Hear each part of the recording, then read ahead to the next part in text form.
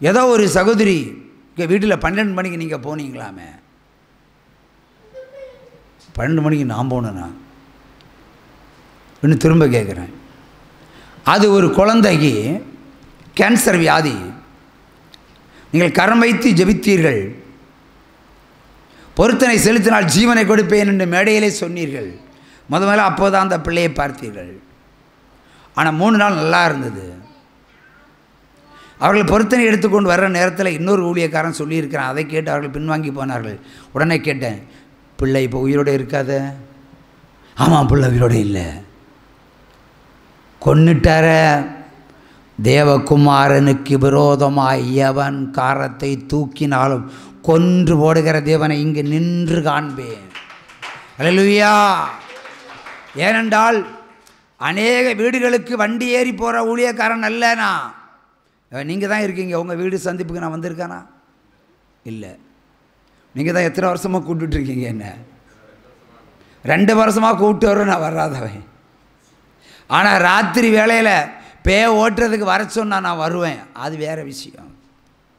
ஆனால் சமீப காலமாக எங்கேயும் போகிறது கிடையாது. பகலை கூட யார் அழைத்தாலும் போகிறது இல்லை. நான் என்ன சொல்லுவேன், பகலை நீ வந்தால் கூட நான் இதுதான் செய்வேன். நீ ஃபோனில் என்ன பண்ணுறியா அதை நான் பண்ணுவேன். அங்கே வந்தாலும் இதுதான் சொல்லுவேன். அப்புறம் எதுக்கு நான் வரணும்? ஆனால் நள்ளிரவு 12 மணிக்கு ஒரு ஸ்திரீ வீட்டுக்கு நான் போனதாக அவன் சொல்லுகிறான். அப்போ அந்த ஊழியக்காரன் இனி உயிரோடு இருப்பானா? தீர்ப்பு இங்கே எழுதுகிறேன், இருக்க வாய்ப்பே இல்லை. ஒரு சம கையை தட்டுங்க. அவன் உண்மையை சொன்னால் பிரச்சனை இல்லை. அவன் பொய் சொன்னனால அவன் உயிரோடு இருக்க போகல. அட்ரஸ் கேட்டு வச்சுருக்கான். அது எந்த ஊழியக்காரன்? அடுத்த சாட்சிக்கு வேணும்ல. ஒரு சம கையை தட்டலாம். அல்லேலூயா. ஜீவனையும் மரணத்தையும் வைக்கிற ஊழியம், ஆசீர்வாதத்தையும் சாபத்தை வைக்கிற ஊழியம், அவர் சொல்றத அப்படியே சொல்லுகிற ஊழியம். ஒரு சம கையை தட்டலாம். அல்லேலூயா. ஆகவே பொய் சொல்லுகிற ஊழியக்காரர் அநேகம். வீடுகள் கூப்பிட்டாலே போக மாட்டேன், பகலை கூப்பிட்டாலே போக மாட்டேன், ராத்திரியாக போவேன். ஒரு முறை ஒரு சகோதரி நள்ளிரவு 12 மணிக்கு என்னை ஊழியத்துக்கு கூப்பிடுறாங்க. கூப்பிட்டது சகோதரி இல்லை, சகோதரியுடைய குமாரன், ஒரு சின்ன பையன். அந்த வீட்டுக்கு ஒரு முறை நாங்கள் ஜெபத்துக்கு போயிருக்கிறோம். எப்படி ஜெபத்துக்கு போயிருக்கோன்னா, அரண்மனை பகுதியை சேர்ந்த ஒரு வீடு, பக்கத்தில் ஒரு இந்து கோயில். அவளுக்கு 3 பசுமாடுகள். அந்த பசுமாடுகளை விற்று திருவனந்தபுரம் மருத்துவமனைக்கு சென்று இறுதி ஆபரேஷனுக்காக ஆயத்தமாக வைத்திருக்கிறார்கள். ஆகவே ஆஸ்பத்திரி போகிறதுக்காக ஜெபத்துக்கு என்னை அழைத்தார்கள், என்னை என் மனைவி அழைத்தார்கள். நாங்கள் சென்றோம். அங்கு செல்லும் நேரம் சூரியன் அஸ்தமித்தாலே எனக்கு எந்த வீடுகளுக்கும் போகிறது கிடையாது, ப்ரேயர் சென்டரை விட நகர்வதும் கிடையாது. இங்கே தான் இருப்பேன். ஒருவேளை தாமதமாகலாம். அன்றைக்கு சொன்னார், சூரியன் அஸ்தமித்த பிறகு அந்த வீட்டுக்கு போன்னு சொன்னார். நாங்கள் போனோம். ரப்பர் தோட்டம், அடர்ந்த காடு, மீசியை முறுக்கிற மாதிரி சில பேய்கள் அங்கே நின்றுட்டு இருக்கு சிலையா. ஏன்னா பக்கத்துல எல்லாம் இந்த கோயில்கள். ஒருத்தி நல்ல ஒரு வெட்டுக்கத்தியெல்லாம் வச்சு நிற்கிறான்.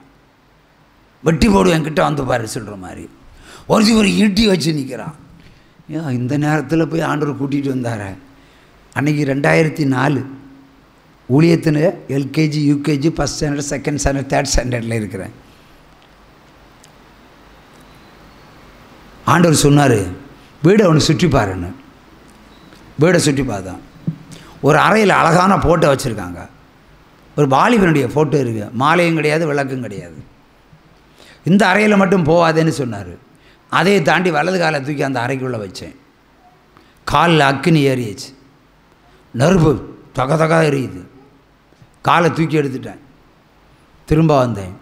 அந்த சிறு இடத்துல சொன்னேன், இந்த வீட்டில் நிறைய பேய்கள் இருக்குது, உனக்கு இன்றைக்கி ஜெபம் பண்ண முடியாது, வர்ற வெள்ளிக்கிழமை நான் உபவாசித்து வருகிறேன், சாத்தானா நானா என்று பார்க்கலாம், பேயா வியாதியா என்று பார்க்கலாம், உனக்கு சர்ஜரியே கிடையாது, நீ ஆஸ்பத்திரி போகக்கூடாது, ஆஸ்பத்திரியே போகக்கூடாது, கண்டிஷன் சொல்லிட்டு போயிட்டோம். மறு வெள்ளிக்கிழமை ஆண்டவர் சொல்வார், இவையான ஜாதி பிசாசுகள் உபவாசத்தினாலும் ஜெபத்தினாலும் அன்றி போகவும் போகாதே என்று சொல்லியிருக்கிறார். ஆகவே டப்புன்னு தலையில் கை வச்சு ஜெபிக்கக்கூடாது. உபவாசித்து ஆயத்தப்படுத்தி போன்னு சொன்னார். இப்போ நான் டப்புன்னு கையை வச்சுருவேன். அப்போ கிடையாது. வெள்ளிக்கிழமை போகிறோம். அன்னைக்கும் சூரியன் அஸ்தமிச்ச பிறகு தான் அந்த வீட்டுக்குள்ளே பிரவேசிக்கிறோம். அன்னைக்கில் ஏதோ ஒரு அமாவாசை டைம்னு நினைக்கிறேன். நல்லா இருள் விழுந்தாச்சு. அங்கே போனால் நான் முதல்ல போனது அந்த அறையில் தான் போனேன். நான் கால் வச்சா நீ நெருப்பை போடுறியா? இன்னைக்கு வந்திருக்கிறேன், உனக்கு தைரியம் இருந்தால் நேரில் வா. சவால் விட்டு அந்த அறைக்குள்ளே போகிறேன். என் மனைவிக்கே தெரியாது. நாங்கள் பின்னாடி அவங்க வீட்டுக்குள்ளே போகிறேன் எங்கள் இஷ்டத்துக்கு. வலது காலை வச்சேன். போட்டோவில் இருக்க உருவம் வந்து நிற்கிது என்ன முன்னாடி. ஆம்பளை மாதிரி நிற்கிது, என்னோட உயரம். இப்போ அக்னி இல்லை, சுடுவும் இல்லை, பயம் இல்லை. பிசாசுக்கு சொல்கிறேன் என் பின்னாடி வான்னு. பின்னாடி வரான். திரும்பி பார்க்கும்போது அவன் தான் வருவான். நடை சத்தம் எல்லாம் கேட்கும். வீட்டுக்குள்ளே திண்ணையில் வந்து அமர்ந்தாச்சு. வாசலில் நிற்கிறான். எல்லோரும் முகம் பார்த்து பேசிகிட்டு இருப்போம். நான் அடிக்கடி வேணுங்க முகத்தை இப்படி தான் பார்ப்பேன், அண்ணாந்து பார்ப்பேன். பேசுது உடனே என் மனைவியையும் அப்போ தான் தெரியும் இவளுக்கு புருஷன் இல்லைன்னு. அது வரையும் புருஷன் இல்லாதக்கா தெரியாது. என் மனைவியையும் 2 பிள்ளைகளையும் கொண்டு தான் போடுவேன். எத்தனை பாஸ்டர்கள் வந்தார்கள், துரத்தி அடித்தேன். நீயும் ஓடி ஓடி போவேன்னு பிசாசு சொல்லுது. எனக்கு உள்ள சிரிப்பு. நான் ஓடிப்போகவா வந்த உபவாசித்து, ஒன்றை ஓட்டுறதுக்குள்ளடா வந்திருக்கிறேன். தண்ணி கையில் செம்பு தண்ணி வந்தாச்சு. தண்ணி எண்ணெய் இல்லாமல் எந்த வீட்டையும் ஜோம் பண்ண மாட்டேன். தண்ணி வந்துச்சு. வலது கரண்டி ஆள்காட்டி வரல போட்டேன். தேவன் சொன்னார் என் ரத்தம்னு. தண்ணியை எடுத்து அவன் மூஞ்சியில் ஊற்றுனேன். அவன் ஒரு எலி மாதிரி மாறினான். அது சுண்டலி மாதிரி மாறிட்டான். சுண்டலி மாறி அவளுக்கு இருதயத்துக்குள்ளே போச்சுது. அவள் அடிக்கிறா ஜம்பிங் கர்ணம். நான் யார் தெரியுமா? என்ன எல்லா விக்கிரங்களுடைய பேரையும் அவள் சொன்னான். அவள் தலையில் கையை வச்சேன். என்னை விடு, நான் போகிறேன். எங்கே போகிறேன்? அடுத்த வீட்டில் ஏறுறதுக்கா? நான் காமெடி செலவில் அடிப்பேன். நீ இங்கேருந்து போய் அடுத்த வீட்டு போகிறதுக்கா? உன்னை எரிச்சு தான் அனுப்புவேன். எரிச்ச பிறகு நீ எந்த வீட்டுக்கு வேணாம் போக முடியாதுல்ல. ஆகவே ஜெபம் பண்ணி பக்கத்து வீட்டில் ஓடலாம், பின்வாசல் வழி தப்பித்து போகலாம்னு நினைக்கக்கூடாது. என் கையில் அகப்படுகிற தேவர்களானாலும் எரித்து தான் ஆண்டவர் விடுவார். சகல பிசாசுலையும் சகல தேவர்களையும் அழித்து முடியும் போது இரவு மணி 9. ஆலமரத்தடியில் இருக்கிற ஒவ்வொன்றா வரும். மனுஷனை போல் வரும். ஒரு பாம்பு வந்து என முன்னாடி நாக்க நீட்டும், வடியில் நிற்கும். அடியான்னு ஆட்டுறது. நீ முக்கோடி அதிபதியினுடைய தலையில் இருக்கிறவனாக இருந்தாலும் அழிக்காமல் இந்த இடத்தை விட்டு திரும்புவதில்லைன்னு சொல்லி இரவு 9 மணி வரைக்கும் ஜெபம் பண்ணி விடுதலை கொடுத்த தேவன் இப்பொழுது 9 மணிக்கு கேட்கிற உன் இருதயத்தில் இருந்து இப்போ என்ன போச்சு? என் மாப்பிள்ளை என்பவன் இறங்கி ஓடுனா, நான் இப்போ சொஸ்தமான, எனக்கு இருதய வியாதி இல்லை. கையை தட்டி சிங்கக்கேவியோ சூளை நெருப்போ சிங்கக்கேவியோ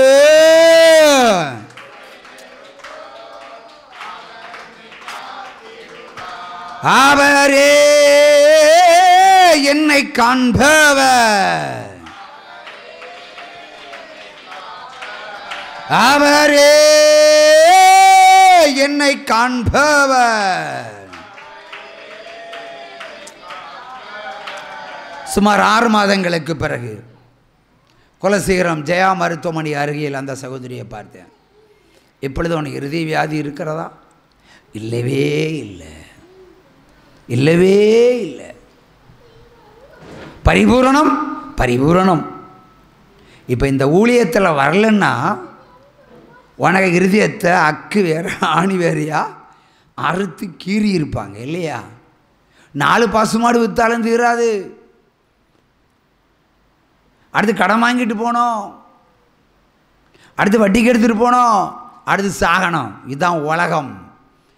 ஆவிக்குரிய பிரமாணம் என்பது வேற. அன்னைக்கு மருத்துவமனையில் சொன்னேன், உன் மகளுக்கு சாத்தான் இருக்கிறான். அடுத்த கட்டம், உன் மகளுக்குள்ள பேய் இருக்கு, உனக்கு விடுதலை. உன் பிள்ளை எங்கே இருக்கா? டெல்லியில் படிச்சுட்டு இருக்கா, உடனே வர சொல்லு. வேறு எந்த ஊழியக்காரன் அப்படி சொல்ல மாட்டான். உடனே வர சொல்லு. நான் ஜெபம் பண்ணி தந்த எண்ணெயை பந்ததுமே அவளுக்கு தலையில் ஊற்று. பயத்துக்குள்ளே குடிக்கக்கூட, மீதி காரியம் யெகோவா தேவன் பார்த்து கொள்வார். உற்சவமாக கையை தட்டி. அவள் வரவழைக்கப்பட்டாள். அவள் வரவழைக்கப்பட்டாள். வரவழைக்கப்பட்ட கதை எனக்கு தெரியாது. அதான் நள்ளிரவு 12 மணிக்கு அந்த பையன் ஃபோன் போட்டு பேசுகிறான், சின்ன பையன். அங்கிள், அக்கா டெல்லியிலேருந்து வந்தா, மம்மி எண்ணெய் கொடுத்தது அவன் ஆட ஆரம்பித்தான். அன்னைக்கு மம்மி ஆடுறத விட அதிகமாக ஆடுறா. படிக்கிற புள்ள என்ன ஆட்டம். ஆகவே அங்கிள் எப்படியாவது வரணும் அங்கிள். இப்போ மணி 12. இப்போ ஆண்டவர் போன்னு சொன்னால் நான் போயிடுவேன். ஆனால் ஆண்டவர் போக சொல்லலை. ஏன்னா உலக பிரகாரமாக என்னை காப்பார், என்னுடைய புகழையும் காப்பார். ஒரு சம கையை தட்டலாம். ஒருவேளை நான் அங்கே போனான்னு வைங்களாம், பக்கத்து வீட்டுக்காரன் ராத்திரி மாப்பிள்ளை இல்லாத வீட்டில் நீ எதுக்கடா வந்தேன்னு கேட்பான். கேட்பானா? கேட்க வேண்டாண்ணா, கேட்டுருவான். இல்லை நள்ளிரவு 12 மணிக்கு இங்கே வந்து அலேலியான சொல்லுத ஊர் சந்தை அடிக்கும். ஆனால் ஆண்டவர் அங்கே அனுப்பவில்லை. சொன்னேன், பக்கத்தில் தண்ணி இருக்கா? இருக்குங்கள், ஒரு சொம்பு தண்ணி எடு. உனது வலதுகையில் இருக்கிற ஆள்காட்டி விரல் தெரியுமா? உடனே கேட்குறேன், 2வது விரலான்னு கேட்குறேன். அப்போ தான் தெரியும், 2வது விரல். ஓகே, ஆள்காட்டி விரல். தண்ணியில் முக்கு. காலைல செருப்பு போட்டிருக்கியா? ஆமாங்கள். நள்ளிரவு 12 மணிக்கு ஒரு செருப்பு கேடா. சின்ன புது செருப்பு வாங்கி கொடுத்துருக்கு, அதெல்லாம் கரெக்டாக இல்லை அவன். பாருங்க, அதான் எனக்கு செருப்பே தெரியுது.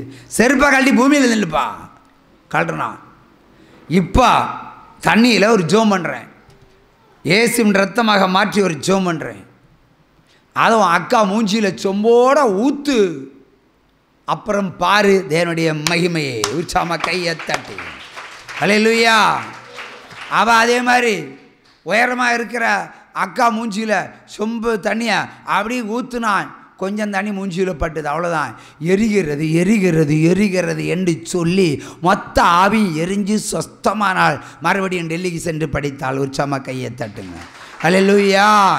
நான் வந்தால் விடுதலை அல்ல, கர்த்தர் வந்தால் மட்டுமே விடுதலை. உற்சாகமாக கையை தட்டி கையை தட்டி கையை தட்டி கையை தட்டி. சிங்கக்கேபியில் நான் இருந்தேன், அவர் என்னோடு அமர்ந்திருந்தார்.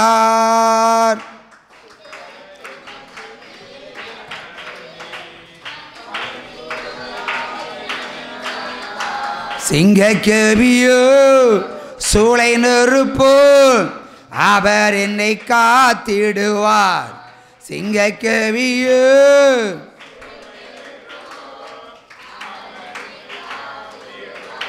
ஹல்லேலூயா ஹல்லேலூயா. ஆகவே இந்த வீட்டிலும் நள்ளிரவு 12 மணிக்கு பிசாசனுடைய கிரியைகளை வெளிப்படுத்தி, அந்த உருவத்தை வெளிப்படுத்தி அதை அழித்து காண்பித்த தேவன். சகோதரிக்கு இப்பொழுது சந்தேகம். இன்னைக்கு காலையில் தான் 8 மணிக்கு ஃபோன் பண்ணுறான். நீங்கள் மந்திரவாதியா பாஸ்டர்? சூப்பராக கையை தட்டுங்க. நீங்கள் மந்திரவாதியா பாஸ்டர்? சிரிப்பு வருது. ஏன் இந்த அந்திகிறிஸ்துவனுடைய கேள்வி? இல்லை, எங்கள் வீட்டில் என்ன பேயை அப்படியே படம் வரைஞ்சி சொன்னீங்களே, அது என் தம்பி தான். நீங்கள் சொன்ன மாதிரி தான் இருப்பான். நீங்கள் நான் மந்திரவாதியை போல பேசுகிறீங்க, அதனால தான் கேட்டேன்னு. அப்போ ஆவிக்குரிய ஒரு தகப்பனாக அந்த மகள் பார்க்கவில்லை என்பதுதான் அர்த்தம். ஹல்லேலூயா. சந்தேகம். அந்திகிறிஸ்து பாருங்கள், சபையை பிரிக்கிறதுக்கு, விசுவாசத்தை பிரிக்கிறதுக்கு அவன் அந்திகிறிஸ்து இவன் ஒரு மந்திரவாதி, இந்த சபைக்கு போகாதுன்னு சொல்கிற மாதிரி அங்கே சொல்லி பிரிக்கிறதுக்கே ஸ்கெட்சு போடுறான். அதுக்கு நான் என்ன பதில் சொல்லியிருப்பேன் சொல்லுங்கள் பிரதர்? என்ன சொல்லியிருப்பேன்? இன்றைக்கி நடந்த சம்பவம். நீ நீ என்ன சுபாவத்துக்கு என்ன சொல்லியிருப்பேன்? திட்டுறது எல்லாருக்கும் போது தானே. நான் டோஸ் அடிக்கடி விடுவேன். என்ன நீங்கள் சொல்லு. நீ கையில் கிடச்சா உலக்கி எடுத்து உன் மண்டையில் போட்டு என்ன போலீஸில் பிடிச்சி விடுக்க நீ ஸ்கெட்சு போட்டியா? உலக்கி எடுத்து மண்டையை போட்டால் அவன் செத்துருவா. செத்தனா எஃப்ஐஆர் இல்லையா? நான் என்ன சொன்னேன் தெரியுமா? 2 விதமான பதில் உண்டு. உலக பிரகாரமான பதிலாக இருந்தால்